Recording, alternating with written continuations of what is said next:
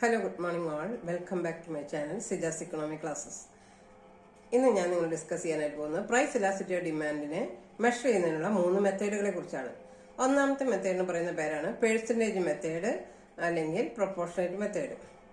Percentage method എന്ന് പറഞ്ഞു കഴിഞ്ഞാൽ ശതമാന രീതി, പ്രൊപ്പോർഷണൽ മെത്തേഡ് എന്ന് പറഞ്ഞു കഴിഞ്ഞാൽ ആനുപാതിക രീതി.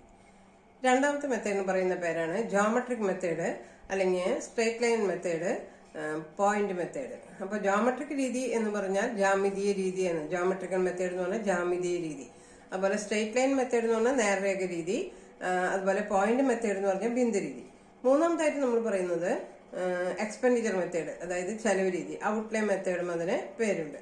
അപ്പോൾ അങ്ങനെ മൂന്നായിട്ടാണ് ഈ ഇലാസ്റ്റിറ്റി ഓഫ് ഡിമാൻഡിനെ മെഷർ ചെയ്യുന്നതിനുള്ള മെത്തേഡിനെ തരംതിരിച്ചിരിക്കുന്നത്.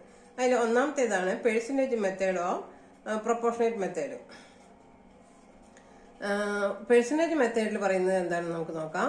By this method the elasticity of demand is measured by changes in quantity demanded by changes in price. പ്രൈസിൽ വരുന്ന വ്യത്യാസം അനുസരിച്ച് ക്വാണ്ടിറ്റി ഡിമാൻഡിൽ വരുന്ന ചേഞ്ചസ് നോക്കി നമുക്ക് ഇലാസ്റ്റിറ്റി ഓഫ് ഡിമാൻഡ് മെഷർ ചെയ്യാനായിട്ട് സാധിക്കും. അതിന് നമുക്കൊരു ഇക്വേഷൻ ഉണ്ട്. Delta Q by delta P എന്ന് പറയുന്ന ഒരു ഇക്വേഷൻ എടുക്കാം. അല്ലെങ്കിൽ ഇ പി സമം percentage change in quantity demanded by percentage change in price.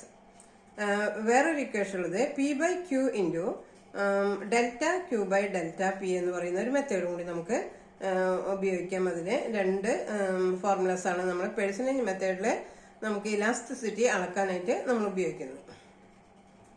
അപ്പോൾ അതിൽ പ്രോബ്ലംസ് അനുസരിച്ചാണ് നമ്മൾ അതിൽ ഓരോ ഇക്വേഷൻസും നമ്മൾ യൂസ് ചെയ്യുന്നത്.